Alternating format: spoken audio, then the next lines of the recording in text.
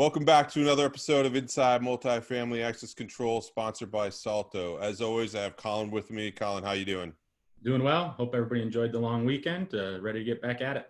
Absolutely. So today we had Jeff Kok. He's from Mill Creek Residential. He's the Chief Innovation and the Chief Information Officer, and we talk about innovation, which is a subject that I know Colin and I spend a lot of time on, but it's also an area that we think is in the midst of a phase change within the industry itself, especially around access control, but then really all over the place. Especially a lot of times people talk about where you see these sort of dips in the marketplace and don't have a lot of pandemic history, but if we were to look at the sort of, the stock market crashes and the rest, a lot of innovation comes from that. So I think it's very topical.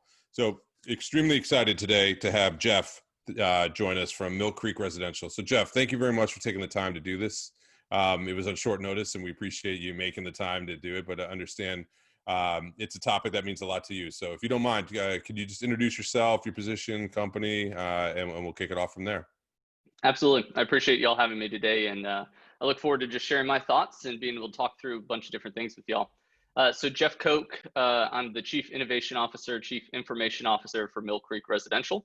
Mill Creek has about 20,000 units under management, another 13,000 units in the pipeline. We're a multifamily developer, general contractor, property manager, asset manager, investment management. So within that, we kind of have the full life cycle. So I get a very unique view into real estate from the ground up build to acquisitions and redevelopment from that side. My team consists of your traditional IT, back-end systems, tying in property management systems, all your investment management of our different funds, those type of things. Cybersecurity is a big element of that. And then going on into community technology. So I have a community technology team that's dedicated and focused on designing our communities from the ground up, all of the technology inside, what that resident experience looks like, from resident apps to building access control to Wi-Fi to 5G, all the different dynamics of technology that ties into it. My team designs that. Then outside of that, I have two business unit teams that are focused on our primary business units of construction and property management.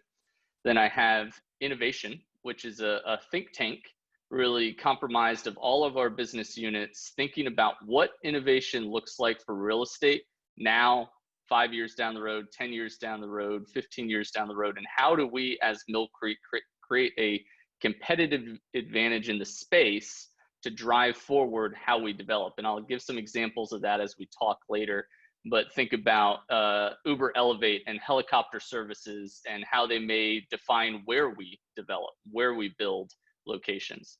And then my final group is ESG, so environmental, social, and governance.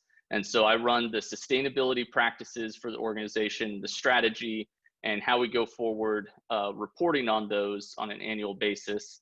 For the company. That also includes resident wellness, includes the governance and ethics of our organization as well. So it kind of gives a high level view into my organization.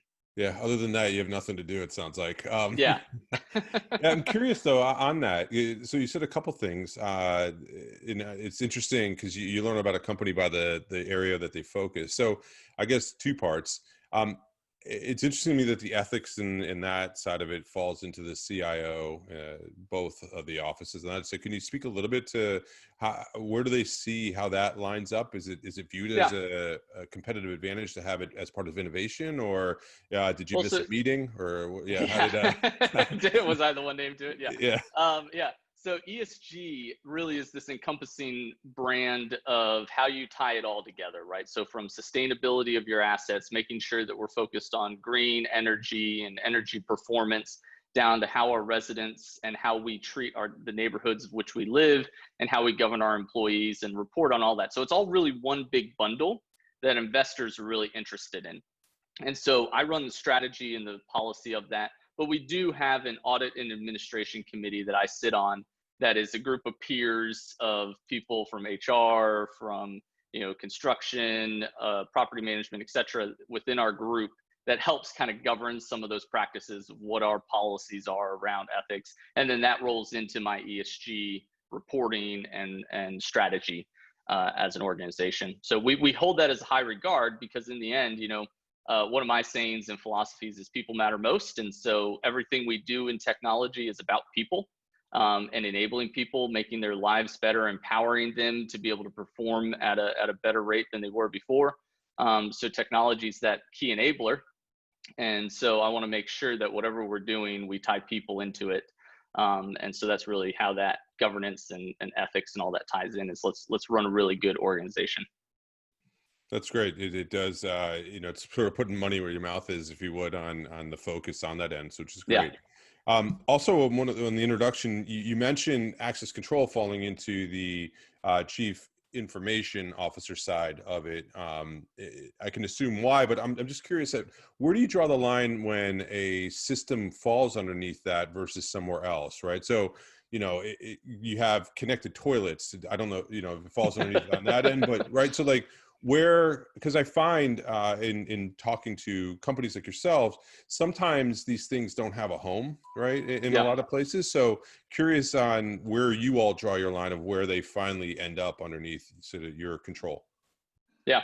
So if it has any element of technology in it, I have control over it and the strategy for it from that perspective. What team it falls into of mine is dependent upon where it's located. So if it's on a property or a construction site, that falls under my community technology team. If it falls in any of the national offices or regional offices, those type of places, my IT team picks it up. So location often dictates who on the team manage it. And there is some crossbreed between those two.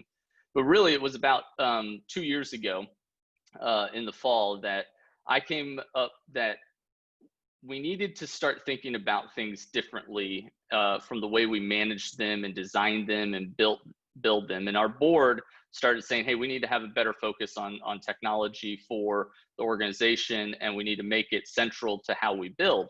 And so the two things kind of meshed together. And I actually wrote a business plan and pitched it to the board and our CEO and got sign off to go create an innovation team and a community technology team that would really focus on how to derive asset value at a higher rate and using technology to do it. And just a simple use case that is really easy for people to understand is internet.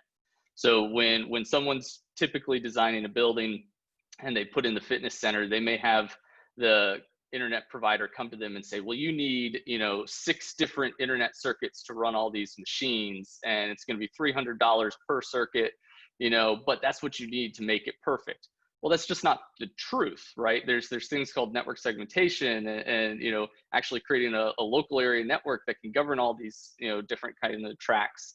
And so when we came in, we'd see this where we'd have a community spending $2,000 on circuits, and we're like, hey, we can eliminate $1,500 of that spend by just segmenting the network correctly and moving internet. And when you do $1,500 a month in savings with a 4.5% cap rate, you're talking $450,000 in valuation, possibly, depending on the asset. And so it's a massive change in asset value from one simple little technical change. Yeah, I mean that can rationalize the investment in having an innovation group. Just if you find one at that, and if you just multiply that by 3 projects, your return's pretty good. So wonderful. Go ahead, Colin. So on that, with the innovation side of things, Jeff, how much are you relying on resident demand versus partners to help drive that innovation, right? Because I think you touched on it, Lee touched on it. Right now, we're sitting at a point where innovation is necessary, right? And so where are you looking to get some of those ideas on what to innovate, how to innovate, and that sort of stuff? Yeah, so I think it's a little of both, but I think what really drives it further and makes it successful in adoption is resident demand. And the way that you get resident demand first is consumerization trends. So look outside of multifamily, look outside of apartments, and go look at what some of the consumerization trend is, right? And you can see things happening in that space that then start leaking into the multifamily space, right? And people saying, hey, these are things that I want. I can do this on my single family home. I see it at my parents' house. So, I want this, whatever it is, right? It starts leaking in. And then from there, you start collecting surveys. And so we do a lot of surveys with our resident, and some of the surveys are just simple. What do you like? What do you not like? Multiple choice. Some of them are, hey, we're thinking about this. Would you be willing to pay for this? Take it as far as that, because sometimes it's understanding from our side, is this a revenue opportunity through some innovative technology that we may have out there, or is it a cost savings to them? And so two things I talk about when I talk about innovation is the two thresholds that every idea needs to pass through. First is, what is the resident experience going to be? That's number one. And so by talking to the residents, you can understand what that experience needs to be and getting their insight, and doing tests through surveys, those type of things. But number two is, what is the financial outcome? And so many people, when they think financial outcome, they think, I'm an owner operator, financial outcome's only for me. Well, that's not always the case. What are you doing on behalf of the resident too? Because when you think about HVAC and you think about cost savings that come through smart thermostats, whatever it is, you could pass an 8% reduction in cooling costs and a 10% reduction in heating costs by putting in a smart thermostat. Well, you may be passing through those costs directly to the resident already, but now you're giving them a cost savings. It incentivizes them, it excites them more. Adoption goes higher, right? They're more satisfied with the solution. So when you start thinking about those innovations, it's what is that step, right? So those are the two thresholds that it needs to pass through in that. But partners, on the other hand, are extremely intelligent. It's just how to articulate what they're thinking above and how to match it to what the resident really desires. Because you can put in a really cool system, but it's so clunky. And I see so many of these systems come out that the UI or the user interface is just so complex. You're like, whoa, hey, take a second. Let's take a step back. Let's learn from Apple here. Simplicity goes really far, right? The simpler the solution is, the easier it is for people to adopt, and the easier it is for you to maintain on the back end. So make it simple. And so I think that's really important as we go through this, is as we work with our partners, try to make the solutions as simple as possible. And that comes through to then testing with the residents and making sure that they enjoy and like what they're experiencing. That's awesome. Yeah. I love the idea of looking outside of multifamily, right? And how does that trickle into our industry? Yeah. And I think I have a little advantage here because I didn't come from multifamily. I've only been in multifamily for 5 years. Okay. Prior to that, I was in global chemical manufacturing. So very, very different industry. And I ran global teams. I had teams in China and Singapore and Germany and the US across it. And so you get very different perspectives even when you go international too. And you learn things because different countries are doing different stuff than we're doing first, right? You look at Japan and you look at some parts of Europe, and you can learn a lot through some of the things that they're doing over there ahead of us. And then we're doing stuff here ahead of them. And so there's even that globalization side of things that you can learn a lot from. Wow. Yeah. And I love the human-centric sort of design aspect of what you're talking about, where you're getting that. So question for you, as somebody who's intimately involved with the access control and locks and whatnot going into your facilities and the homes, what would you, if perfect world, you can just say, I want this, what are you seeing as an opportunity that our industry could do to better serve you and then ultimately better serve the residents? Yeah, well, I still think we're looking for the one ring to rule them all, right?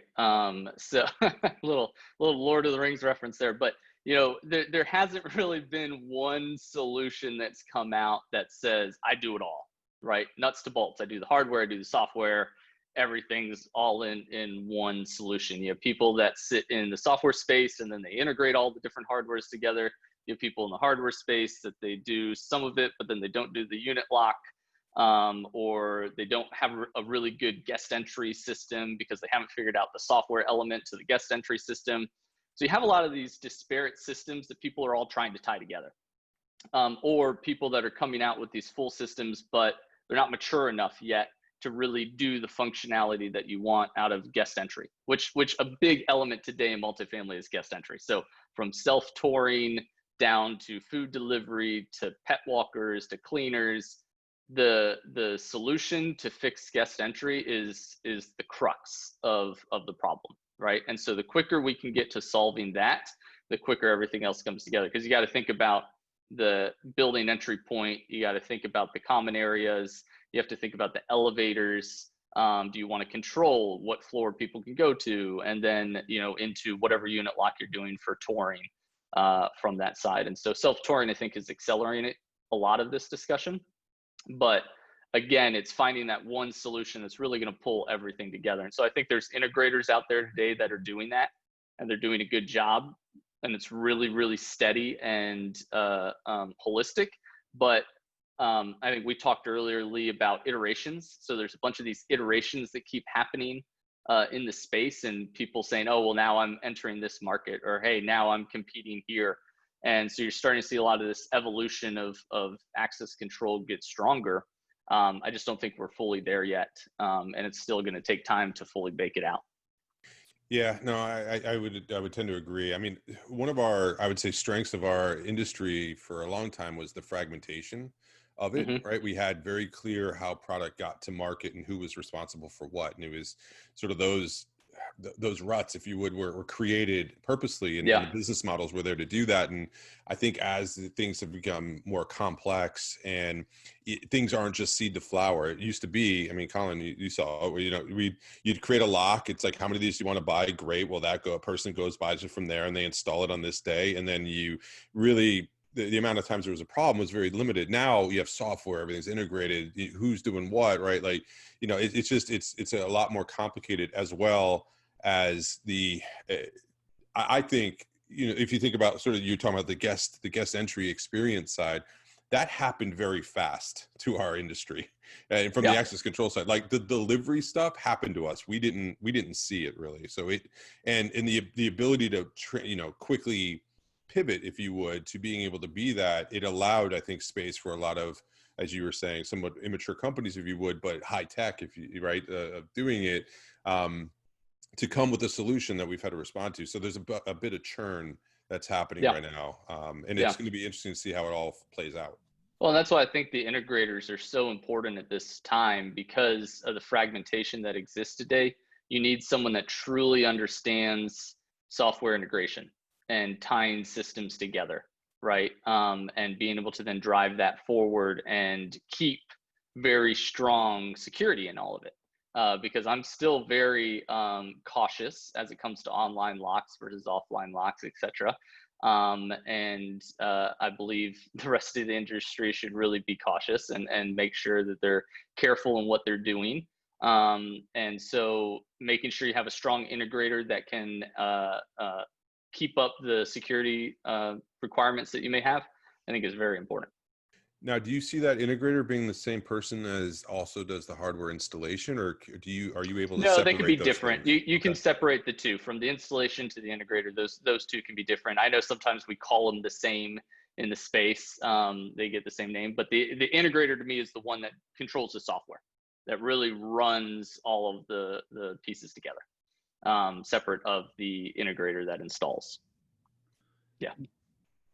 Changing subjects just slightly, but on this, how do you view this innovation and specifically in the access control world, existing retrofit updates versus ground up new builds? Do you take the same approach to the innovation? Are you going to try to implement some of the same technology in the retrofits that you're doing in the new builds? Mm-hmm. How do you approach those two different setups when it comes to technology? Yeah, we do try to follow somewhat of the same approach for retrofits. It's just done a little bit differently from how you go about installing it. So when you think about a retrofit versus a new build, retrofit is always going to be custom. It's just how it's going to be, because it's pre-existing. You can't say it's cookie cutter, this is the standard, go forward and make it be. So on a new build, we have a very set standard. When you go in, this is what you're doing on all the common area locks, building entry systems, and then unit locks, set standard. On retrofits, we have to get a little bit more creative, just because we have to know what existing wiring's in place, how things are done, what hardware is already there that we plan to continue to use, because not every retrofit has the same budget as a new build, right? When a new build's going in, I can budget a blank slate and say, well, if you're going to have this many common area doors, this is the price you're going to budget. If you're going to have this many unit locks, this is the price, right? Retrofit's a little bit different sometimes there, that their budgets are a little bit less, don't have the same margins per se. And so you have to get a little bit more creative. But our idea there is to still do the same type of systems in place. We just may get different ways that we connect them or what we're doing on that space. Wonderful. Well, Jeff, thank you very much for doing this. This has been, I mean, in the 20 minutes that we've talked, it's been extremely insightful. So I really appreciate you taking the time, sharing it. You've been very open with what's going on, and it's extremely impressive. So thank you very much for taking the time. Absolutely. I appreciate it, guys. Thank you all. Thank you. Thanks for joining us.